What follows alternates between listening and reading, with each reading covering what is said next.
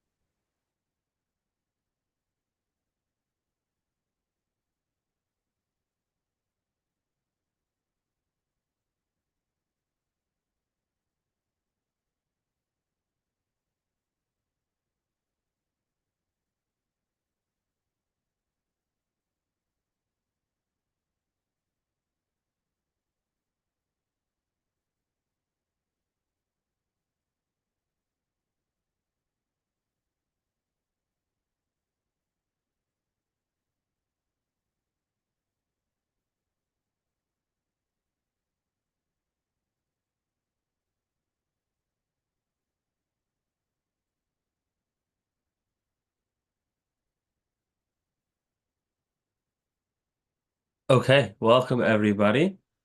Thank you, everybody, for taking the time to join us, both on Zoom and on the live stream on YouTube.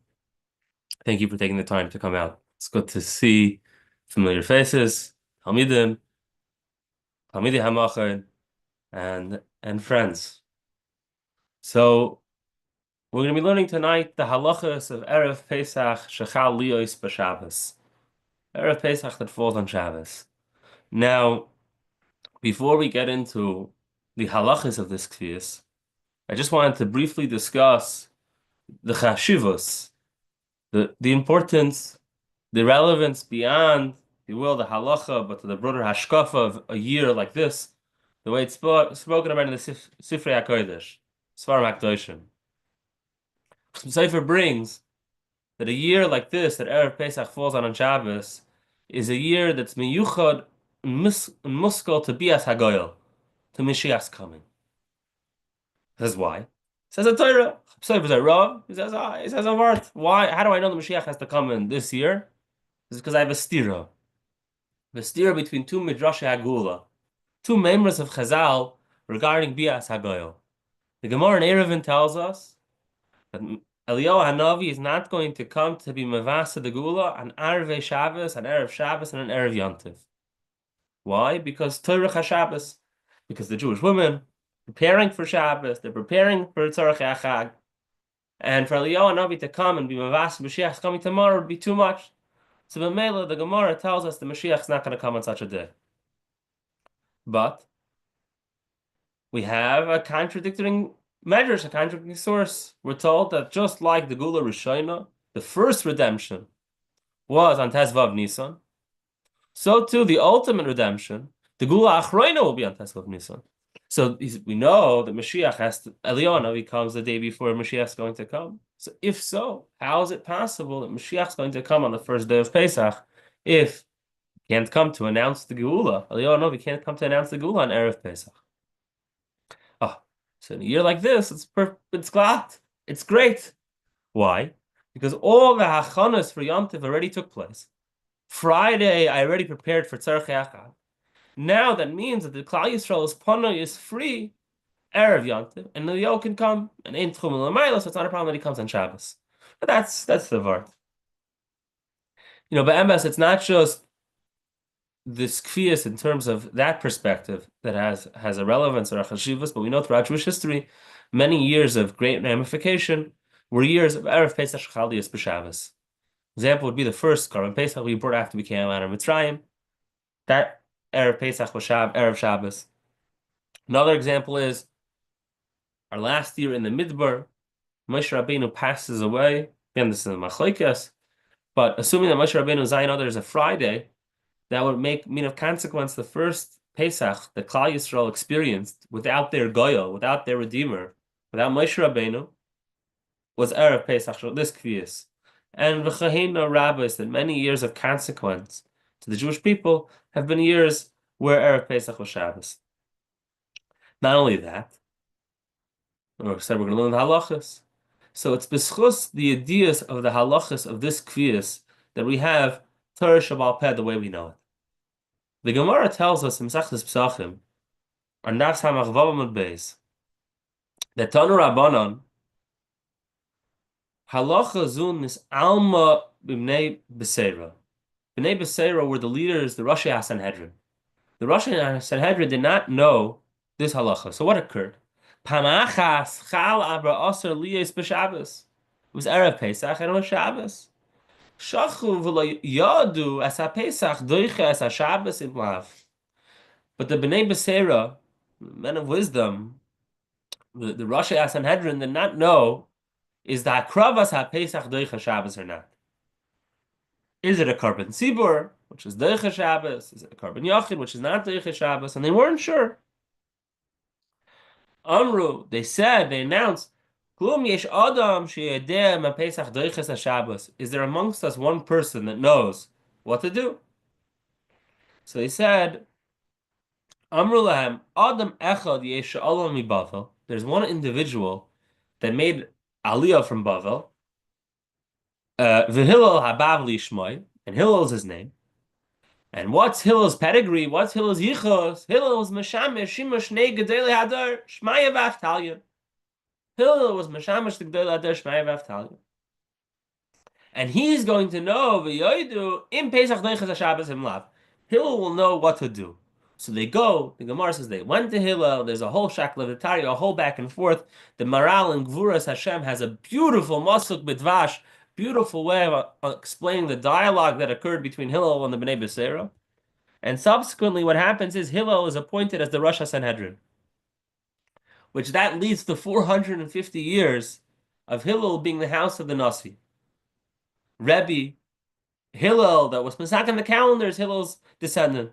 So the Torah Shval Peh that we know, Shas, Shishis Mishnah, the calendar that made that this year is this Kvias, is all b'schus that Hillel knew, everything is bashkacha, but is b'schus that Hillel knew the halachas of this Kvias.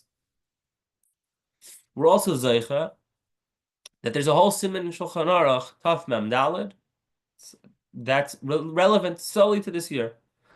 Mechaber titles is that of Dinei Erev Pesach Shechal B'Shabbos. It's a whole siman that's only relevant about once in a decade.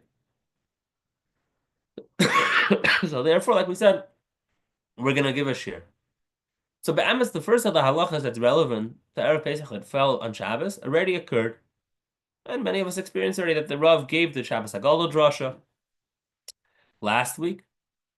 And for those that say the piyutim, they said the piyutim of Shabbos Haggadah, I believe, last week, Al Harov. The next time we're going to encounter in our calendar some change up based on the fact that it's at Erev Pesach Shechal B'Shabbos is Thursday. Why? Typically, there's a fast, there's Tainis Bechorim, that Bechorim fast, that the Makas Bechoros occurred Leil Tezvav, and they were saved. So the same thing is that to show gratitude, to show Akar Satoiv, to show devotion, that we're not like Bechorim Mitzrayim. There's a Tainis Bechorim, Bechor Yisrael fast. Now that usually occurs on Erev Pesach. This year, Erev Pesach is Shabbos. You can't fast on Shabbos. So the fast is moved from Shabbos. We don't move a fast to Friday. So it's moved to Thursday. It's worth noting, though, there is one exception to that opinion, although that's the majority of the consensus. There is an opinion that there's no fast this year because of that, but the Pesach and Shulchan Aruch is that we do fast on Thursday. But it's the Chidah in Birkei Yosef brings that really, no, the fast is Friday. We move it to Friday. And he brings rayas, he quotes Svarim that bring rayas for this. It's a fascinating conversation in its own right, a topic we're not going to touch upon, but worth noting. So what happens? Being that the fast is Thursday, then we do what we typically do. So the Rav, whoever it is, will make the Siyum a Thursday after Shachris. Now the Achroinim have a question. They have a kasha, because there's another calendaric fluke. This is probably the one that we haven't had this year, which is the following, that you can have Purim on Sunday. So what happens when Purim's on Sunday? Tainus Esther is Thursday. So there's a halacha that when Tainus Esther is Thursday, if there's a bris or a sudas mitzvah of the like, mutter la'echel al hamila, the Rama says you're allowed to eat it because it's a nitchetz Thursday. You can eat it. But ulamachar b'yom hashishi, but the next day on Friday you have to fast, because all that the Mila did was allow you to eat, but it didn't take away the fast, because the fast is nitchen really belongs on Friday. Elamai, you can do it on Thursday to pat yourself on Friday, but if you didn't pat yourself, you have to fast Friday. So they come and they ask, okay, so this year very good you were to see him, but how are you any better than Tainus Esther? You should have to fast Friday. And in Hachanami, the Stipler, it's brought in Kilos Yaakov and Orchos Rabbeinu, says that you should hear a siyum on both days. You should hear a siyum on Friday because of this. Now, the question gets even stronger, because if you think about it, it's a bit of a strange thing that hearing a siyum patters you from a fast. No other tightness that's like that. You can hear a siyum and an obligation and halacha of Shulchan Aruch of fasting, you're potter because you heard somebody else be Messiah, a siyum, a mesechta. So the Aruch HaShulchan in Siman Taf Ayin Sif Hey says, right? He says, Amnon ata zeh kama deiros.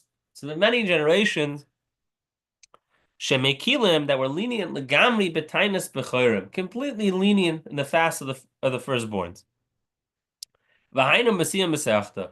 This is by them being mishtativ and hearing a siyam mesechta. V'loy levad haloimen. Not only is it that the person that learned the mesechta doesn't have to fast, ella habechorim miskafsim, but in Nevardik they would gather around the person that's being Messiah. It's an interesting tier to how the siyum takes place. They finish it with him and they eat. And the Aruch HaShulchan writes, and this is spread out throughout the entire lands of the Jewish people. I have no idea how they learned for them that they could be makel in a tinus because of this. Yeah, it's a chiyuv to fast. Unless you're going to say three things or two things. We'll see how we count them. Chalivshus hadar v'hatorich rav be'erev Pesach. It's one comma, so it seems to be one reason. It's a weak generation and all the busyness of erev Pesach. Combine v'achilas hamar gamkin and yafal lebrius, and eating mar is not good on an empty stomach. Therefore, for all the above reasons, they've considered themselves people that can't fast, and they found something to latch onto through a siyam masechta. And why are they ready to be makel so much? Because it's not a gemara, it's not a bavli. And even the Yerushalmi has the maskana not to fast. Now, the Yerushalmi does not have a conversation of the Bechurim have to fast and conclude that they don't have to fast. The Yerushalmi has a has a havamina, that everybody should fast Erev Pesach. The Yerushalmi says, no, we don't all have to fast. But we see no mention of it, that the Bechurim do fast. Rather, it's only a minig according to Masechta Seifrim, which is an interesting way of phrasing that it's a memra Masechta Seifrim. Therefore, Rabbanim were not meiche in those that do it. That's a tzarachiyun. Why this is fashion. So now let's retrospect. So we have the question, Stipler's question, of how does it work? L'chara, why is it different than Tainus Esther? Should have to hear Friday. But stronger than that, the whole idea, the whole premise that a siyum works shouldn't apply to our year, because we don't have the tirchas of Erev Pesach on Thursday. We don't have the fact that you're going to eat more on an empty stomach because of this. I apologize. You can break your fast like any other. So what's going on? What's going on? And be'emes, if you look at the Mishnah Brura brings down kulas for somebody that's fasting, what to do before bedika, that they can eat before they do the bedika. So we see that there were people that were fasting. And be'emes, it's a kasha. So I want to give a few answers to this question. I don't want to give too much time to it, but it's a nice way of opening a nice Pesach into the halachas of Erev Pesach Shechal Yis b'Shabbos. So we brought that the Stipler said to do two simon. That's also what Menashe Klein, the Mishnah Halachas, from the great post-war Hungarian postscript, also writes the Ungvar Rav says you should also hear two siyovim. Rav Moshe Feinstein in Orach Chaim Chelik Daled Simon Zamach Tes at the end of Eis Daled writes, it also appears correct to do two siyovim. Avol lemaisa ein lahachmir bazeh. What, you don't have to be machmer in this. Why not? Kivan she'etzem hachiyuv hurak min haga. The whole thing's only a minute. Moshe is giving us perspective. You're right that if it was a regular tinus, I'd have kashas and two, and maybe it doesn't work at all. But we have to remember the whole thing's a minute, so it could be more makel. V'ika yesh oimrim she'enim misaynus klal. And there's also a day that's brought that when it's nitcha, you don't have to fast at all tinus b'chayrim. Kishachol Erev Pesach b'Shabbos. L'chein yesh la'akel ba'asiyah siyam yom echad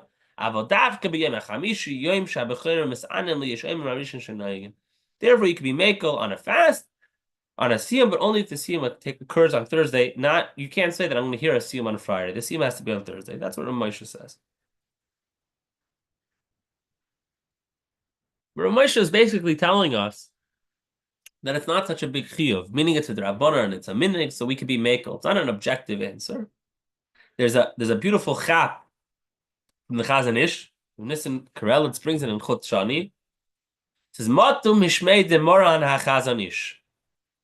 Di'im ha-bechor sayim mesechta b'yom hei, va'achal sudas mitzvah, ein tzarech lisanes b'yom shishi.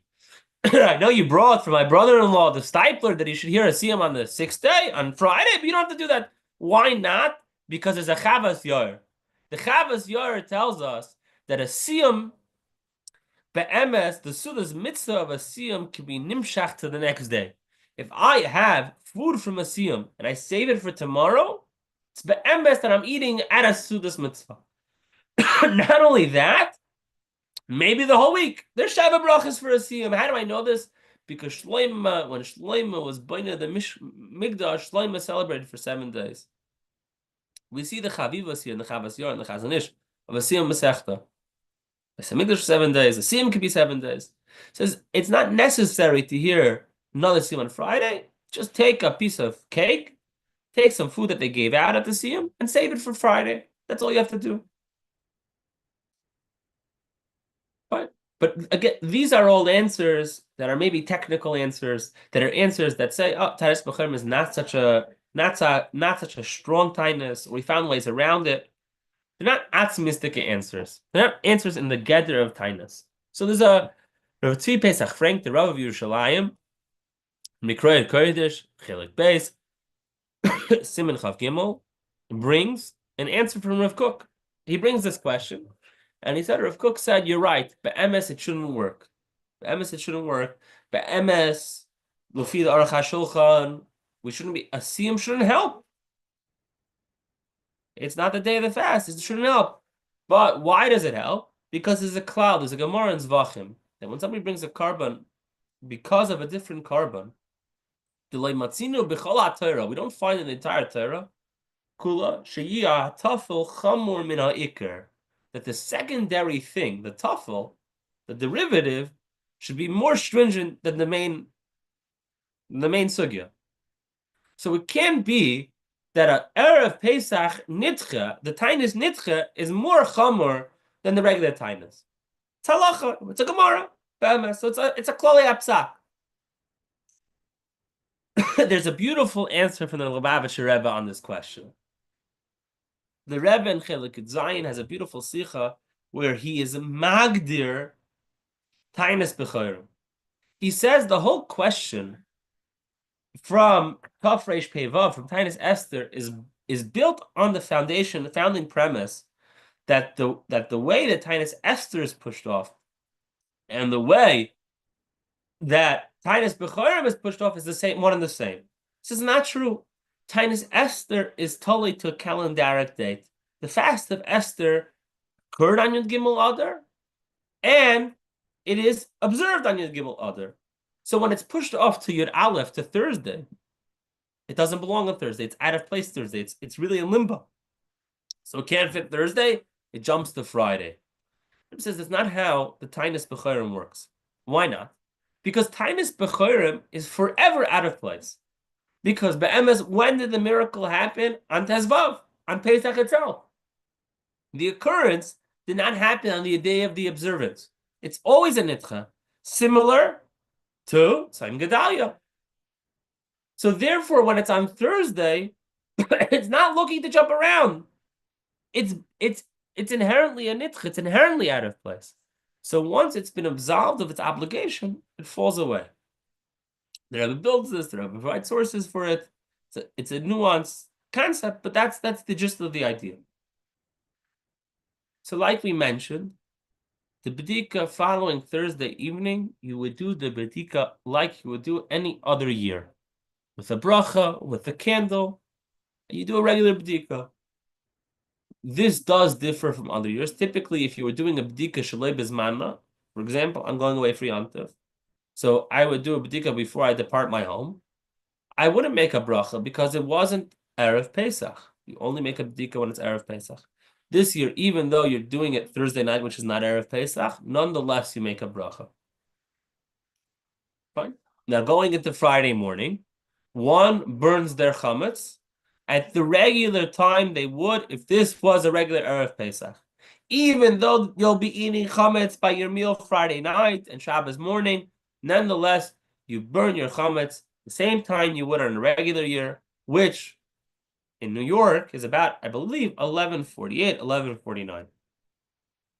If one forgot to, they have till Shabbos to burn their chametz. On Shabbos, obviously, you can't burn your chametz.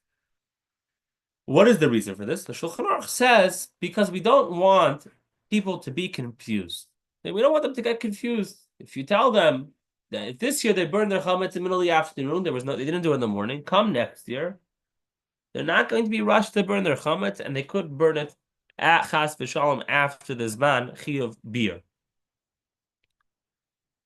What's the source? So this is a chumrah of Rashi. Rashi was worried about this. Rashi didn't want people to get confused. And if you learn the sugya, if you see the Gemaras, the sources, there are many opinions that hold not only don't you have to burn your chametz at 11:49, you have the whole till Shabbos morning to destroy your chametz. Elamai, we hold that you have to burn your chametz, so then it has to occur before Shabbos. But in reality, they would say it doesn't have to happen before the 5th hour. This is all a stringency of Rashi in order that people shouldn't get confused. It's interesting to note, Rashi's grandson, Rabbeinu Tam, had the opposite chumrah. The Beis Yosef brings that there's a minig. I don't know if anybody in Machon Zmicha has this, anybody that you know has this minig, but it's a minig to make what's called matzahs mitzvah, to make matzahs on Erev Pesach after Chatzos. So this year, you can't make it on Erev Pesach after Chatzos because it's Shabbos, you don't know how to cook. So people do it on Friday. They do it on Friday. Many of them still say Hallel. They would still say Hallel. They say all the tefillas then on Friday. And it's special Erev Pesach matzahs. Now, Rabbeinu Tam said, but don't do it when Erev Pesach falls on Shabbos. Why not? Because I have the opposite concern as my grandfather. Rash Mashantz also had this concern. That what's going to happen? Everybody's going to see you bringing matzahs mitzvah. So today must be Erev Pesach. If Friday's Erev Pesach, then we'll say this tonight. Then Pesach's over a day earlier. And Nimsa people will be eating chametz on Pesach. Because they'll get the days wrong. So that's a concern of Rabbeinu Tam, the opposite concern of his grandfather. Based on Rashi's principle of trying to keep structure the day as similar as possible to previous years, many are of the custom not to eat chametz after they've burnt their chametz, just like they would in any other year. And the only chametz they'll have, again, we'll speak about the meals, how to do them, but they will not eat chametz. Again, not to confuse other years. The first source for this is the Chabas Yair. Yair Bachrach was the Rav of Worms, and he has a sefer glossary of his notes on Orach Chaim called Makar Chaim. Makar Chaim was not readily available until very recently. It was printed from handwriting from Ksav Yad. And he writes, Kibalti, I received as a tradition that based on this Rashi, one should not eat chametz from the point of burning it onward except for the Shabbos meals. Now, like we said, this was Nimtza B'Ksav Yad. This wasn't readily available to people as recently as 40 years ago, 50 years ago. So who was the first person to say it in part of dialogue? That was the Buchacher Rav, Avram Dov Varman, the Eshel Havram. And he writes that one should not eat Pesach after Zman HaBir. It's interesting. The Buchacher Rav was very passionate about this issue. It's brought that the Sar Shalom of Belz, the first Belzer Rav, was one time in the same city as the Buchacher. And the Buchacher summoned him that he wants to meet with him. It's the middle of the night. And the Sar Shalom went, he knocked on the Gabba's door, and he said, Label and fart, we're leaving town. The Butchach is not going to find us. And they ran out of the town. They're already an hour or two on the road, and he finally turns to his Rebbe. He says, Rebbe, you know, whatever you tell me, I do. Middle of the night, you tell me to run, I run. But I've never run from another Rebbe before. Butchach was a Chassidish Rebbe, a tzaddik. You're fleeing from the middle of the night? I said, yeah. He said, I wanted to know why. We're leaving. He said, we're leading from the Butchach. He says, why are you running away from him? You never run away from a Rav. What can my Rebbe be scared of? He says, I know the Butchacher. He's very passionate of another issue. Chassidim don't put on tefillin on Chol Hamoed. One of the few Chassidic Rebbes that did was the Eshel Avram. The Eshel Avram was very passionate that Chassidim should put on tefillin on Chol Hamoed. And he would try to convince anybody they could find. The Sar Shalom ran away that he shouldn't be entangled in an argument with him about it. The Sar Shalom got a letter shortly after this occurred with 3 requests from the Butchacher. One, that they should say Baruch Hashem Le'olam on Matzah Shabbos. The other request was that they should put tefillin on Chol Hamoed. And the third request was that he should mesaken, that you cannot eat chametz on Erev Pesach Shechal b'Shabbos after the Zman Beer, after you burn the chametz. And it said the Shar Shmuel said, he gave it 3 levels. He said the first 3, Baruch Hashem La'olam, Alai V'al Kihilasi. Me and my community will both say this Matzah Shabbos as well. To not eat chametz after Zman Beer, that I'm not going to tell the masses to do that, but I will take on that Haga out of deference, out of respect to the Eshel Avram. To put on tefillin Chol Hamoed, chas v'shalom. Not me, not my community. We're going to continue and not put on tefillin. It's interesting putting on tefillin Chol Hamoed. We're writing about that now in the Olam Halacha. Derech Agav, once we're speaking about this, just one small story. One of the famous Chassidic Rebbes was Rav Leibel Eger. Rav Leibel Eger, just to show the tension, if you will, of tefillin Chol Hamoed. Even though it's interesting, the Chassidim don't read it, but if you look at the Charamim that they wrote against the Chassidim, at least in Lita, they don't mention tefillin on Chol Hamoed. The only person, at least according to, as far as my awareness, that mentions it in the Charamim is Rav Meshulam Ingra, the Preshberger Rav, the Rav before the Chazayfer, the Rebbe of the Nesivos, some Seder choice as well. He has a taina that the Chassidim don't wear tefillin on Chol Hamoed. Why is that? The pashtus, because the Gra also didn't put on tefillin on Chol Hamoed. The Gra held it was a mistake in reading in the Yerushalmi to say that you have to put on tefillin on Chol Hamoed. So b'pashtus, if the Gra is not doing something, you're not going to attack the Chassidim for not doing it. So Rav Leibel Eger is Rav Akiva Eger's grandson, and he writes famous sefer, a beautiful sefer called Igeres Sefer. He writes to his uncle Rav Shmuel Birnbaum. Rav Shmuel Birnbaum wrote a famous sefer called Rechush Levav. Rechush Levav is a sefer on the Shara Melech, a beautiful sefer. It's a beautiful sefer on the Shara Melech. It goes through the Shara Melech. Mefalfel. It's beautiful. It's beautiful. And he is a son-in-law of Akiva Eger. And he was from a Chassidish family. So Rav Leibel, who just become a chassid, the Kotzker, he goes on to follow the Ishbitz, becomes a Rebbe himself in Lublin, the Teres Emes. He writes to his uncle asking, "Asaperli Maisa Avis, tell me of stories, tell me the practices of my revered grandfather Rav Akiva Eger." And he says, "I'll tell you." It goes through the whole story. He says, "When I came into the family, so the Shebacher, the Shver, Yerzeda, didn't give me any problems with Chassidish Benhagim. I was able to do whatever I wanted. The one thing he told me, he says, in this shtub, like tefillin and Chol Hamoed. Everything else you can do, but we put on tefillin and Chol Hamoed." Says he found himself an eitzah that he puts it on tonight, but tefillin and Chol Hamoed we put on. Okay, fine. That was a tangent about the Eshel Avram, the 3 things of the Eshel Avram. And this of the Eshel Avram was machmer not to eat chametz and Erev Pesach. So we see the Shar Shalom didn't accept it for everybody, for the masses. But nonetheless, it still would be advisable for many of us to take this practice. Why is that?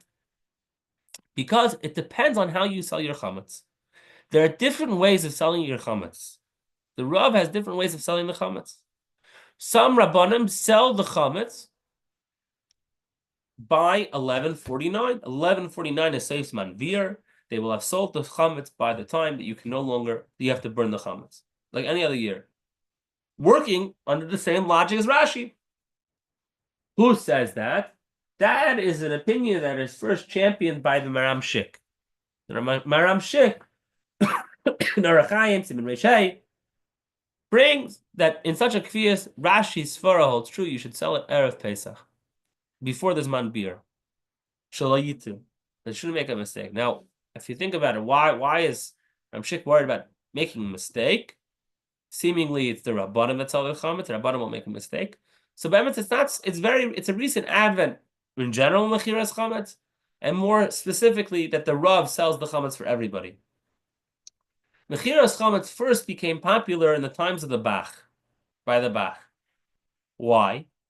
Because at that point in history, Jewish involvement in the liquor trade went skyward, between owning taverns and producing whiskeys and producing alcohols. And the problem is, if you have to destroy your inventory once a year, it's not a very particularly successful business model. So the Bach educated people on how to do mechira. But the mechira would happen between you and your neighbor. It wasn't the Rav. Every Rav would come, they'd add various takanas. The first official shtar, I believe, is in the Noidi Yehuda. They translated it into German. The Balatanya comes and makes many takanas. The Chasam Sofer makes many takanas. But by and large, it happened between individuals, and then it slowly various communities at different points. There's a controversy in the 1840s where one Rav wanted to make that the Rav should sell for the whole city, and the other Rabbanim felt that it was ridiculous. That's not the way we do it. Everybody sells their own chametz. So we see that this lasted pretty late on, that individuals were selling their chametz, and therefore we don't want mistakes to occur when the chametz is sold, so you should sell at the same time. Now, if you sell your chametz at the regular time, then you can't eat the chametz for the reason that it doesn't belong to you. It would be theft. The non-Jew already purchased your chametz. So nothing to do, regardless of the merits of the argument of the Eshel Avram, if Rashi's logic should apply or not. Nonetheless, you still can't do it because it doesn't belong to you. Now, there are different ways of doing it. Some Rabbanim will only sell later because of that, because and people aren't aware of that. So it's important to note, if you want to eat chametz throughout Friday and Shabbos, you should find out for your Rav how they're selling their chametz. Now, some Rabbanim will say it's breira, they'll tell you different things. Again, there could be reason for one should be aware of how their chametz is being sold. There's a whole other shiur about selling it on Shabbos and how that works, which maybe we'll see if we have time for, but just to make people aware of, but we're probably not going to have beyond the purview of our present conversation. Now, when you burn the chametz, you don't say kol chamira, not you're going to wait until Shabbos morning. All you say is the hi ratzon that you have in your Seder. And after that, any preparations that you will need for the Seder before, the egg, the zroya, the maror, anything like that should occur on Friday. Those that grate the horseradish and leave it open, so it's not as strong by the Seder, should remember to close it, because Shabbos, it's going to be a long time, and we want it to still have some kick by the Seder. If possible, depending on obviously where you're going to be having the meals over Shabbos, you should set the Seder table on Shabbos. This way you go into Yom Tov with the table set for the Seder. Now, we get to the main course, if you will, of these halachas. What to do for the Shabbos Sudas. One obviously needs to eat 2 Sudas on Shabbos. And Sudas require Lechem Mishnah. So how are you going to go about Lechem Mishnah? But first you would say, okay, so just use matzah. But the problem is, there is a Yerushalmi. The Yerushalmi says that whoever eats matzah on Erev Pesach, this is keboil, bebeis chamav, is as if they had an illicit relationship with a woman that they had kedushin, they'd been engaged to, but before they had married with. So you cannot eat matzah on Erev Pesach. It's Isser Midrabanan. Now, therefore, we're left wanting with what to do. So what we do is we use pita bread. Why pita bread? Pita bread doesn't crumb as easier. You eat it over a bag. It's easy to take care of. And you flush all the crumbs down the toilet.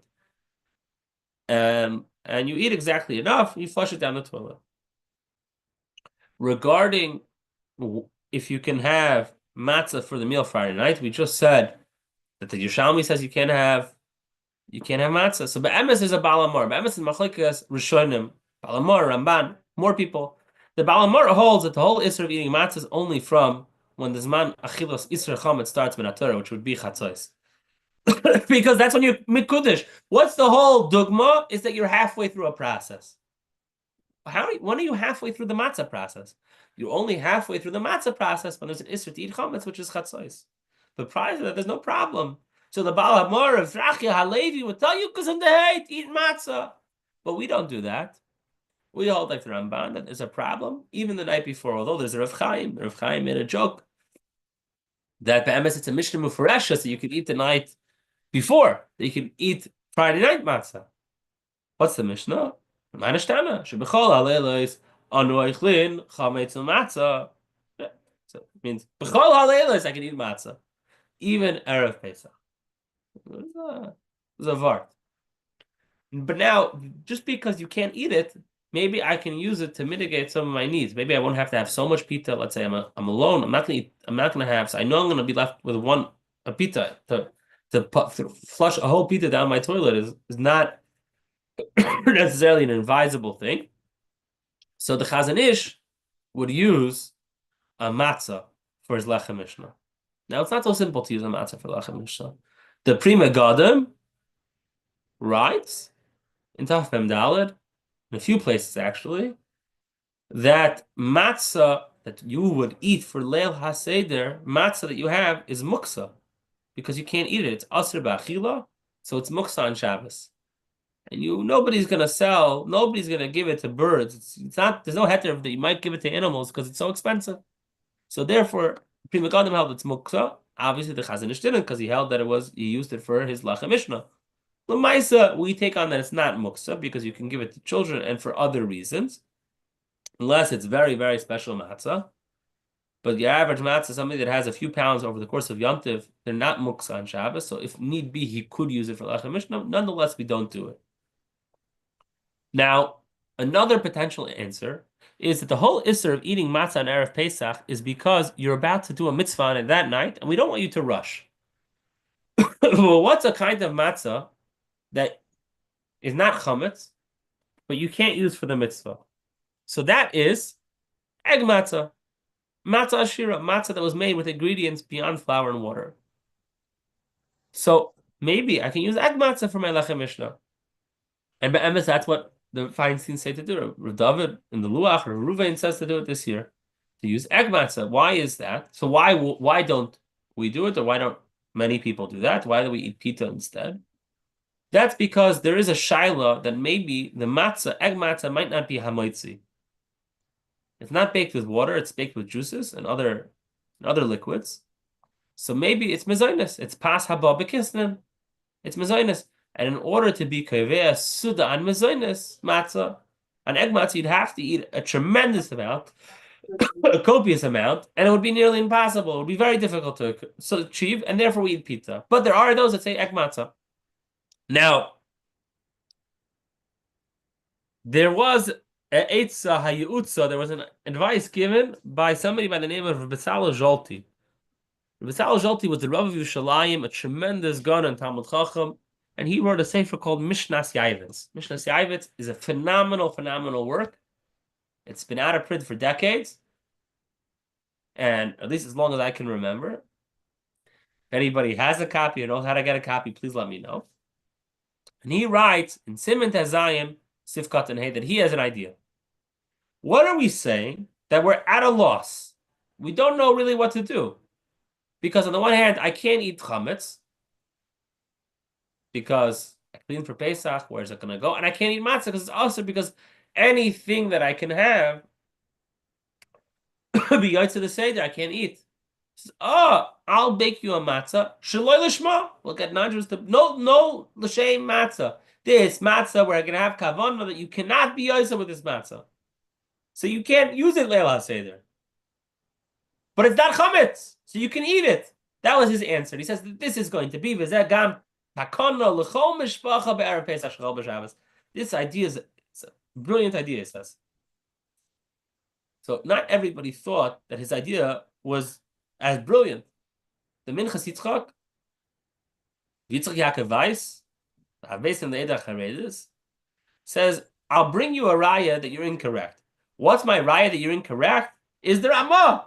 The Ramah tells me that I can't use matzah ashira on such a kvias, or shouldn't. We don't eat matzah ashira on such a kvias. But why? I can't use matzah ashira, but I could just bake matzah shalei l'shma. Elamai matzah shalei l'shma is also also on erev Pesach. Is also also to eat on erev Pesach because it's the same substantive food, and therefore you can't eat it. So he says it was a nice chap, but I have a diok, I have a clear ramah, not like you. So therefore he felt it was a problem. But before we go into how to end the meal and move on, one ha'ara that many people, and wisely so, will have their Suda both Friday night and Shabbos day, not at their dining room table. They'll do it in a side room, on a porch, somewhere where it's, especially if it's a warm weather, nice outside, you'll do it outside. You'll have a bag where you'll eat your pizza, and then you'll take all the crumbs, like I said, when you'll flush it down the toilet. Now, it's important that when you do that Friday night, that one of the Shabbos candles are visible from the place that you're sitting in. When you sit down to the Shabbos, you have to see, when you make Kiddush, you have to see candles.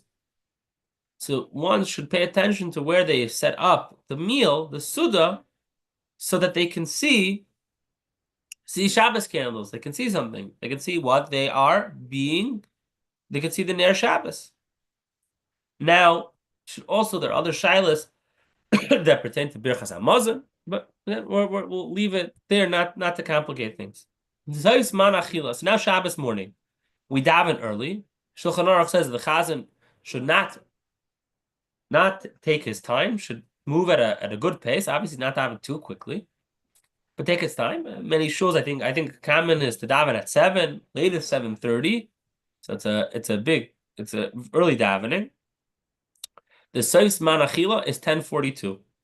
So you have to eat your meal by 10:42. Eat all your chametz by 10:42.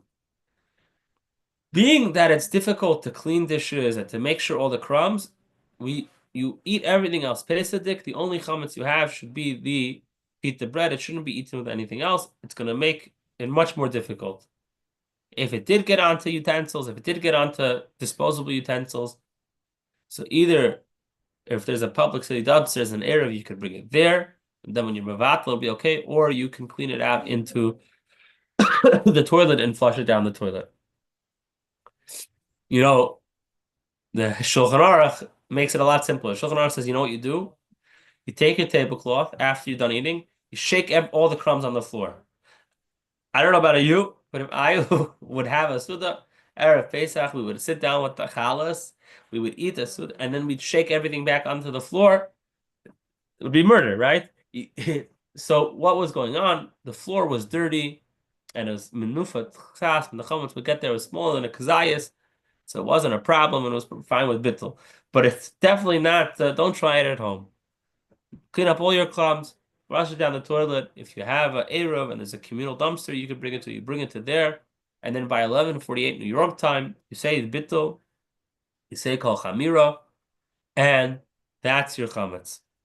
So there are ideas or eitzes, but that's the general topic. After the meal, clean your teeth well, floss them or use a toothpick. There is an idea of the problem why you have to destroy your chametz is because you can't be mevatel chametz that belongs to you in your rishus. Either has to be outside of your rishus, it either has to be destroyed, or outside of your rishus for bittul to help. So what's a potential eitzah to do if you can't do any of those things and you're worried about crumbs? So I was thinking about this. I could be wrong. So run it by your rav, and also you need your rav to be in on it. And whoever is selling the chametz should also specify a room that they're selling to the non-Jew, and get permission from the non-Jew to eat a meal there, and eat your meals, eat your sudas in that meal. Obviously, you should clean up as best as possible. But then when you leave it, again, it's his rishus. When you leave that room and you do bittul, the bittul will work on any crumbs that you might have missed, because because again, we don't do bittul on full piece of challah. That's not the bittul doesn't work. We don't do that. But it would work on the crumbs because again, it's not in your rishus. It's in the non-Jews' rishus. But again, you need that to be part of the mechir. You need to figure that out. So now we get to the Leil HaSeder, the anticipated. Oh, the rest of the day. So you're going to say the Haggadah, because it's the Shabbos before Pesach. We say the Haggadah. Then after that, you're going to say the Seder Karban Shal Pesach. If there's not enough time to do both, you prioritize Seder Karban Shal Pesach. Although the Karban Pesach was brought differently because it was a Shabbos, nonetheless, at least in our Nusach, the Nusach doesn't change. Other Nusachs it does. And then you go to the Seder, you go to the Seder, you do Yak Nahas. The only other Shinoi that we have is that we change the order of Lechel, Min HaZvachim, Min HaPsachim, because we changed the order because there was no Karban Chagiga on you couldn't, because you couldn't bring it on Shabbos because the Chagiga is a Karban Yachid, so it wasn't Deicha Shabbos. Nonetheless, we still have the Beya, the egg on our Kaira, because it's not be'emes doima to the carbon. It's not be'emes b'makim carbon. We want to actually show that it should be dafke there to show that it's not a carbon and we eat it. So that's the only substantive change that happens in the Haggadah, that we switch the nusach and the bracha at the end of Magid. And be'ezra Hashem, with Hashem's help, we should be zoichet to tachke, be nechal, to eat from the zvachim and from the psachim, and be as hagoyel b'mheira, kosher, nafreilich, and Pesach.